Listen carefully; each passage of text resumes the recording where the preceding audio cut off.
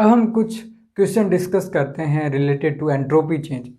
सो first question है हमारे पास, a lump of steel weighing 30 kg, it means इसका वेट जो है वो आपका 30 kg है, या फिर बोल सकते हो स्मॉल m, और ये क्या है steel is equal to 30 kg। Okay, at a temperature of, इसका टेम्परेचर भी दिया गया T, steel is equal to कितना दिया गया है 627 डिग्री सेल्सियस। इट मीन्स ये हो जाता है आपका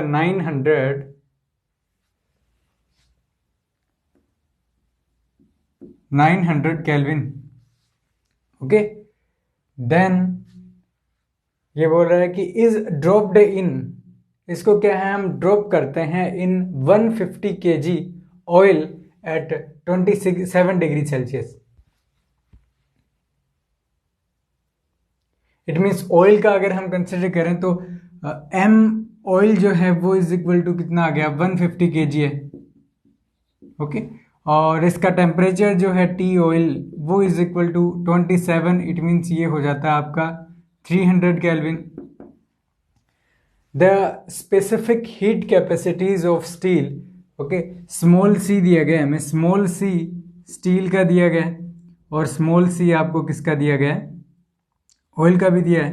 ओके, सो इसके अंदर वैल्यूज हैं आपकी 0.5 किलो जूल पर केजी और पर केल्विन। उसी तरीके से ये 2.5 किलो जूल पर केजी पर केल्विन, कुछ इस तरीके से आपको वैल्यूज दी गई है। ओके, अब देखिए कि जैसे ही इस स्टील जो है इसको ड्रॉप करेंगे आपके ऑयल के अंदर, तो दोनों के अंदर हीट एक्सचेंज जरूर होगा, बिकॉज इसका जो टेम्परेचर है वो 627 डिग्री सेल्सियस है और इसका टेम्परेचर 27 डिग्री सेल्सियस है। तो जो आपका हीट है वो स्टील से ऑयल में फ्लो करना चाहिए। ओके, सो कुछ अमाउंट जो है हीट का वो ऑयल के अंदर क्या जाएगा, एक तरीके से सिंक होगा। ओके, अब जो हीट लॉस होगा स्टील में वही आपका गेन होगा हीट ऑयल में। ओके, इट मीन्स किसी भी तरीके का इन्वायरमेंट में अगर हीट नहीं जाता है, ओके, और जितना हीट ये एमिट करेगा उतना ही हीट ये एब्जॉर्व करे। ओके, सो हम कह सकते हैं कि डेल्टा क्यू हीट अगर स्टील का है वो इज इक्वल टू होगा delta Q of oil. Okay, so ये जो टेम्परेचर है आपका, जो भी टेम्परेचर आएगा मीन टेम्परेचर, बिकॉज दोनों का अगर आप मिक्सचर का टेम्परेचर देखोगे तो टेम्परेचर जो है वो थोड़ा चेंज होगा। ओके, सपोज टेम्परेचर जो है वो आपका T टेम्परेचर हो जाता है और यहाँ से हमें पता है कि टेम्परेचर आपका स्मॉल होगा कंपेयर टू 900 केल्विन। ओके, और बड़ा होगा किससे 300 केल्विन। ओके, सो एक अज्यूम करते हैं T एक टेम्परेचर है। ओके, सो डेल्टा क्यू हमारे पास क्या होता है, delta Q is equal to substance का मास कितना है इनटू उसका स्पेसिफिक हीट कितना है और टेम्परेचर में कितना चेंज हुआ है। ये चीज जो है ये आपका क्या होता है, जो हीट एक्सचेंज हुआ है वो। सो अगर यहां से चेक करें स्टील में कितना चेंज हुआ, तो टेम्परेचर ज्यादा है ये वाला, सो 900 माइनस टी अपने को करना पड़ेगा। सो एम सी, ये दोनों क्वांटिटी आपकी क्या हो जाती हैं, स्टील के लिए हो जाती हैं। वैल्यू यहां पर हमें दी गई है, पुट करना है सिर्फ, इज इक्वल टू उसी तरीके से एम इज इक्वल टू, नहीं यहां पर अब डेल्टा टी रह गया ना, डेल्टा टी कितना होगा देखिए 900 माइनस टी। ओके, ये क्वांटिटी हम केल्विन में लेकर चल रहे हैं। Okay, is equal to M C, ये आपका ऑयल के लिए हो जाता है, और इनटू डेल्टा टी किसके इक्वल होगा, टेम्परेचर ज्यादा कौन सा है, टी टेम्परेचर ज्यादा है ना, तो टी माइनस और आपका जो टेम्परेचर है 300 केल्विन। सो ये जो है ये आपका क्या आ गया, हीट एक्सचेंज आ गया कि कितना हीट जो स्टील है वो एक तरीके से सिंक करेगा ऑयल में, और ये heat absorb by oil okay, दोनों को हमें इक्वेट किया बिकॉज किसी भी तरीके का हीट एक्सचेंज न हो, अगर इन्वायरमेंट में हीट लॉस न हो, देन ये जो रिलेशन है ये सेटिस्फाई होना चाहिए। ओके, अब यहाँ से देखिए हमें सारी चीज़ें पता है, हम टेम्परेचर जो मिक्सचर होगा उसका टेम्परेचर हम फाइंड आउट कर सकते हैं। ओके, इक्विलिब्रियम कंडीशन में क्या टेम्परेचर होगा, सिर्फ कैलकुलेशन करना है यहाँ से, और जो भी टेम्परेचर हमें यहाँ पर मिलेगा वो आपका केल्विन में आएगा, बिकॉज यहाँ पर ये जो टेम्परेचर लेके चल रहे हैं ये केल्विन में लेके चल रहे हैं। अगर डिग्री सेल्सियस में लेते तो टी जो है वो आपका डिग्री सेल्सियस में आता। अब जब आप इसका कैलकुलेशन करोगे तो इसका वैल्यू 323 केल्विन आपको मिलने वाला है। सिंपल कैलकुलेशन करना है, टी का वैल्यू आपको जो है वो फाइंड आउट करना है कैलकुलेशन करके। ओके, इजी है। ओके, अब ये टेम्परेचर हमारे पास आ गया, अब हमें निकालना है कि कितना एंट्रोपी चेंज होगा इस कंप्लीट सिस्टम में। ओके, सो हमें पता है कि कंप्लीट जो एंट्रोपी चेंज है वो किसके इक्वल होगा, कि एंट्रोपी चेंज आपका कितना हुआ स्टील में प्लस एंट्रोपी चेंज कितना हुआ आपका ऑयल में, इसी के तो इक्वल होगा। अब जो आपका डेल्टा एस है वो इज इक्वल टू होगा, यहाँ से चेक कीजिए, हमें प्रोसेस दिया गया है at constant pressure. It mean जो भी हमने रिलेशन फाइंड आउट किए थे आपके you can say isobaric process के लिए फॉर एन आइडियल गैस, वो जो रिलेशन है वो आपको यहाँ पर लिखना होगा। ओके, सो वो जो रिलेशन है वो आपका होता है CP ln T2 divided by T1, और ये किसके लिए होगा, entropy change at isobaric process. ये रिलेशन है, आप इसको चेक भी कर सकते हो, जो रिलेशन हमने फाइंड आउट किए थे आइडियल गैस के लिए वहां से। ओके, वहीं से हमें ये रिजल्ट मिला है। अब यहाँ से देखिए हमें CP तो नहीं दिया गया बट स्पेसिफिक हीट दिया गया एट कांस्टेंट प्रेशर, तो ये जो चीज़ें थी हमें मिली थी ये आपका CP थी, स्मॉल CP थी, specific heat capacity at constant pressure. Okay, अब देखिए, अब अगर हम चेक करें कि ये जो है ये आपको निकालना होगा ऑयल के केस में और स्टील के केस में। सो सबसे पहले देखेंगे कि अगर डेल्टा SP अगर यहाँ पर स्टील होता देन ये रिलेशन है CP, और यहाँ पर देखिए स्मॉल CP है ये। ओके, इनटू अगर मास का मल्टीप्लाई कर देंगे तो CP निकल जाएगा ना, बिकॉज ये पर मास होता है स्पेसिफिक हीट, इसको मास से मल्टीप्लाई करते ही ये heat capacity at constant pressure बन जाता है, इनटू ln। ओके, अब ये जो क्वांटिटी है ये आपकी क्या है, स्टील के लिए है, आप हमको पता है दोनों क्वांटिटी, इनटू ln। ओके, अब यहाँ पर T2 डिवाइडेड बाई T1 क्या होगा, T2 क्या है आपका, T2 है आपका T डिवाइडेड बाई T1 क्या है आपका, जो स्टील का टेम्परेचर है इनिशियल 900 केल्विन। ओके, और ये है आपका 323 केल्विन। सो आपको क्या करना है, सिर्फ सिंपली कैलकुलेशन करना है और यहाँ से डेल्टा SP स्टील जो है वो आपके पास निकल जाएगा। उसी तरीके से सिर्फ आपको क्या करना है, इसकी जगह ऑयल अगर करना चाहो तो ये आपका CP इंटू M, यहाँ पर आपका ऑयल कर दो, और ln, और यहाँ पर 323 केल्विन डिवाइडेड बाय इसका टेम्परेचर कितना है 300 केल्विन, ये ऑयल के केस में हो जाता है। सो इस तरीके से आप डेल्टा SP ऑयल भी फाइंड आउट कर सकते हो। ओके, देन आप क्या करोगे, दोनों को ऐड कर दोगे, यहां से डेल्टा ST जो है वो इज इक्वल टू होगा दोनों का add delta SP oil plus delta SP steel, इन दोनों को ऐड कर दोगे आप। तो सिंपली कैलकुलेशन करना है आपको, टोटल एंट्रोपी चेंज जो है जो डेल्टा ST है वो आप क्या कर सकते हो, फाइंड आउट कर सकते हो। अब जब आप कैलकुलेशन करोगे तो यहां से देखिए डेल्टा SP स्टील जो है वो आपको मिलेगा नेगेटिव वो 15.4 किलो जूल पर केल्विन। नेगेटिव आ रहा है, नेगेटिव मीन्स उस स्टील का जो एंट्रोपी है वो डिक्रीज होगा, बिकॉज स्टील से हीट जो है वो आपका एक्सट्रैक्ट कर रहे हैं। ओके, हीट जो है वो लॉस हो रहा है स्टील में, इसीलिए आपका एंट्रोपी भी नेगेटिव होगा, because delta S is equal to delta Q divided by T होता है। Okay, so delta Q negative है, इट मीन्स आपका एंट्रोपी भी नेगेटिव होगा स्टील के लिए।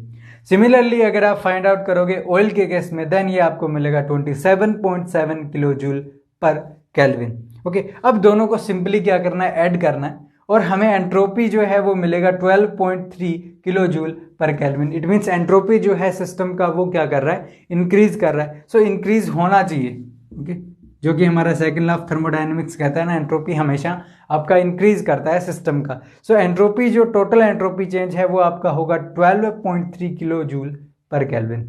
ओके, अब हम नेक्स्ट क्वेश्चन कंसिडर करते हैं।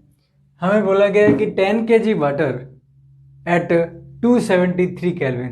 सो हमें यहाँ पर अगर लिखें तो मास ऑफ वाटर दिया गया हमें 10 kg, उसी तरीके से टेम्परेचर वाटर का दिया गया है 273 kelvin, is brought in contact with a heat reservoir. Heat reservoir के कॉन्टैक्ट में रखा, और इसका temperature it means T reservoir is equal to कितना है, 373 kelvin. Okay, calculate the change in entropy of water if its temperature attains the temperature of reservoir। it means जो आपका water है उसका टेम्परेचर क्या हो जाता है, 273 से 373 केल्विन टेम्परेचर हो जाता है, ठीक है। also calculate the change in entropy of the reservoir। Reservoir के अंदर कितना एंट्रोपी चेंज होगा वो भी फाइंड आउट करना है, और यूनिवर्स का भी फाइंड आउट करना है। Specific heat capacity of water दिया गया है, सी जो है स्मॉल सी स्पेसिफिक हीट, वो हमें दिया गया कितना, 4.18 इंटू 10⁻³ जूल पर केजी पर केल्विन। ओके, सो अगर हम जो वाटर है उसका अगर स्पेसिफिक हीट फाइंड आउट करना चाहे डेल्टा एस वाटर, वो किसके इक्वल होगा, वो इक्वल होगा integral delta Q divided by T. Okay, और T1 टू T2 अगर टेम्परेचर पर जा रहा है, ओके, सो ये जो टेम्परेचर है ये आपका T1 हो जाता है, और ये आपका T2 टेम्परेचर हो जाता है।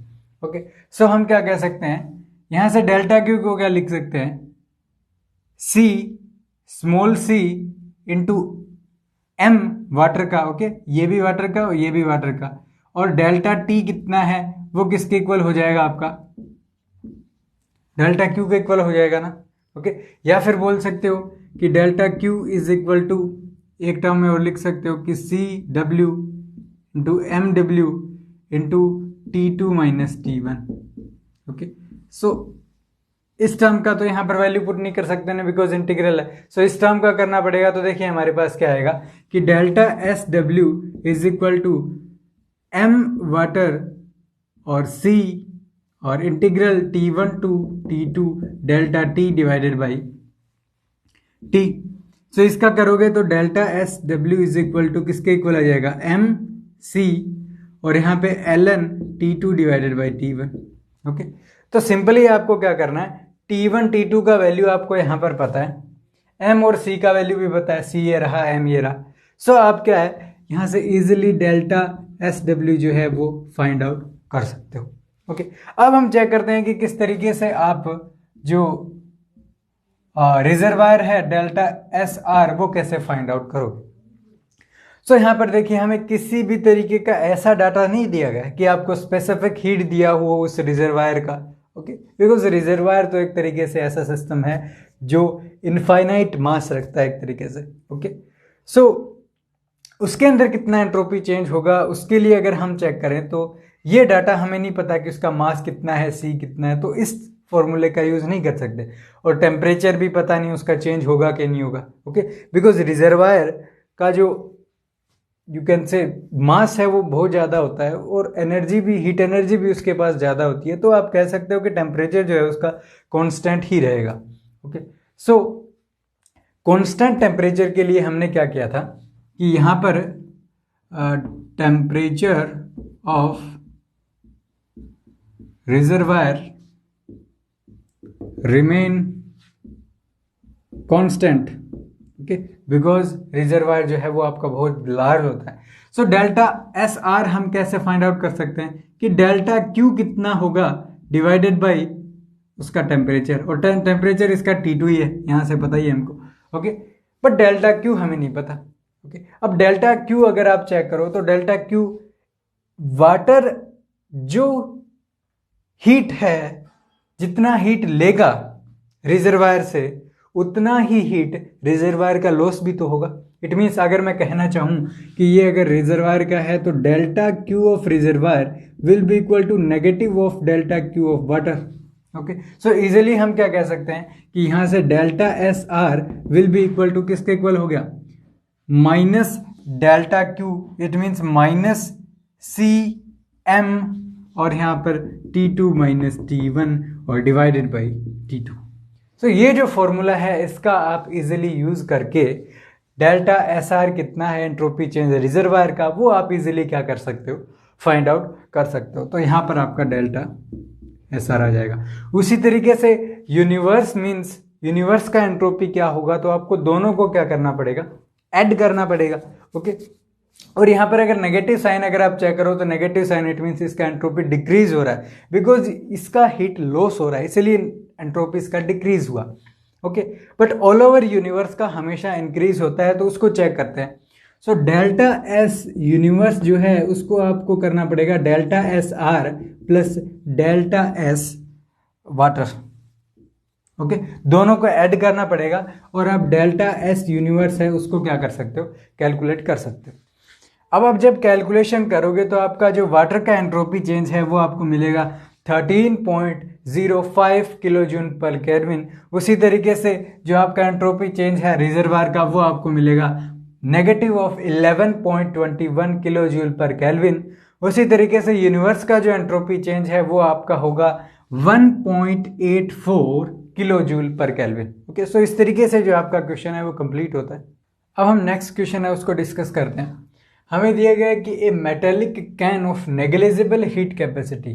अब नेग्लिजिबल हीट कैपेसिटी है कैन का, इसका मतलब हुआ कि जो कैन है वो किसी भी तरीके का हीट एब्जॉर्ब नहीं करेगा, बिकॉज हीट एब्जॉर्ब जो है वो delta Q is equal to M C delta T. अगर सी नेग्लिजिबल होगा, अप्रोक्सीमेटली जीरो के इक्वल है, तो ये आपका हीट एक्सचेंज या फिर हीट एब्जॉर्ब जो है वो आपका जीरो होगा। इट मीन्स कैन किसी भी तरीके का हीट एक्सचेंज नहीं करेगा। यहां पर देन क्या बोल रहा है, heat capacity contain 2.5 kg water. देखिए यहां पर मास दिया गया है हमें वाटर का, कितना दिया गया, 2.5 kg।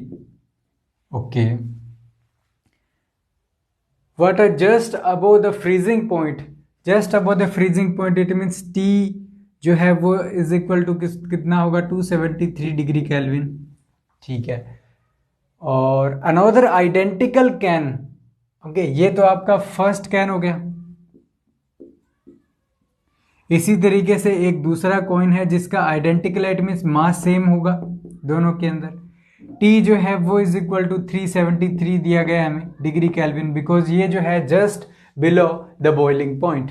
These can are put in thermal contact, calculate the change in the entropy of the system. Okay, so यहाँ पर हमें क्या दिया गया, वाटर ही दिया गया है ना, यहाँ पर वाटर दिया गया है, तो दोनों ही केसेस में स्पेसिफिक हीट सेम होगा बिकॉज मटेरियल आपका सेम है। ये आपका सेकंड कैन है। सो जब भी दोनों थर्मल इक्विलिब्रियम में आएंगे तो एक कंप्लीट सॉल्यूशन का एक कुछ न कुछ टेम्परेचर जरूर बन जाएगा, जो कि सपोज टी टेम्परेचर है, और हमें पता है टी टेम्परेचर जो है वो आपका क्या होगा, बड़ा होगा आपका 273 डिग्री केल्विन। ओके, और ये आपका छोटा होगा 373 डिग्री केल्विन से। सो इस तरीके से जो टेम्परेचर है वो होगा, दोनों के बीच का कुछ टेम्परेचर होगा। ओके, सो अब हम चेक कर सकते हैं कि जब हम इन दोनों कैन्स को थर्मल इक्विलिब्रियम में रखेंगे तो ये वाला जो कैन है ये हीट लॉस करेगा, ये कैन आपका हीट गेन करेगा। इट मीन्स दोनों में जो भी एक्सचेंज होगा, इसने जो लॉस किया है हीट वो इसके जो गेन किया है उसके इक्वल होगा। ओके, सो हम कह सकते हैं कि delta Q 1 will be equal to delta Q of 2। So हम यहां से कह सकते हैं कि मास जो कि दोनों का आइडेंटिकल है, सी और डेल्टा टी इसका कितना आ जाएगा, देखो टी आपका क्या है इतना है, जो कि आपका 273 से बड़ा है, it means T minus 273 degree kelvin. Okay, is equal to, यहाँ पर एम सी भी सेम है, और यहाँ पर आपका हो जाएगा 373 डिग्री माइनस आपका टी। ओके, अब ये दोनों क्वांटिटी कैंसिल हो जाएंगे, तो टी जो है वो हमें क्या मिलेगा, 273 प्लस 373 डिवाइडेड बाई 2, जो कि हमारा कितना है 323 केल्विन। ओके, इतना हमें टेम्परेचर मिल जाएगा। इस तरीके से मीन टेम्परेचर ही है दोनों कैंस का। ओके, अब हमें ये टेम्परेचर मिल गया कितना है। सो फर्स्ट कैन को अगर हम कंसिडर करें, ओके, फर्स्ट कैन में हम क्या कह सकते हैं कि ये जो है यहाँ पर T1 आपका कितना है 273 है, और T2 है वो आपका कितना हो जाएगा 323 केल्विन हो जाएगा। उसी तरीके से सेकंड कैन है, उसके लिए आपका टेम्परेचर में चेंज कितना होगा, T1 is equal to 373 degree kelvin है, और T2 is equal to 323 degree kelvin है। ओके, इट मीन्स इसका टेम्परेचर डिक्रीज हुआ, इसका इंक्रीज हुआ। और एंट्रोपी चेंज जो है वो हमें पता है कि सपोज डेल्टा S1 मैं फर्स्ट कैन के लिए लेके चल रहा हूँ, वो मेरा है वो इज इक्वल टू M जो भी C है, और इंटीग्रल हम करते थे dt divided by T. Okay, so हम इसको डायरेक्टली अगर लिख दें ln T2 divided by T1। Okay, so delta S1 के लिए आपका M और C ये दोनों चीजें तो दोनों के लिए सेम है, सिर्फ T2 डिवाइडेड बाई T1 यही चेंज होगा। उसी तरीके से आप इसका वैल्यू जो है वो फाइंड आउट कर सकते हो, T1 और T2 यहाँ दिए गए हैं। उसी तरीके से डेल्टा S2 भी क्या है आप फाइंड आउट कर सकते हो, सिर्फ आपको T2 डिवाइडेड बाई T1 वही चेंज करना है ना, MC तो दोनों का सेम है। ओके, सो इजीली दोनों का वैल्यू फाइंड आउट कर सकते हो। इसी तरीके से जो टोटल चेंज है जो कि दोनों का सम होगा, तो delta ST will be equal to delta S1 plus delta S2, ये आप क्या कैलकुलेट कर सकते हो। ओके, अब जब आप कैलकुलेशन करोगे ना तो आपको वैल्यू मिलेगा डेल्टा S1 जो फर्स्ट कैन है उसके लिए मिलेगा 1759.17 जूल पर केल्विन।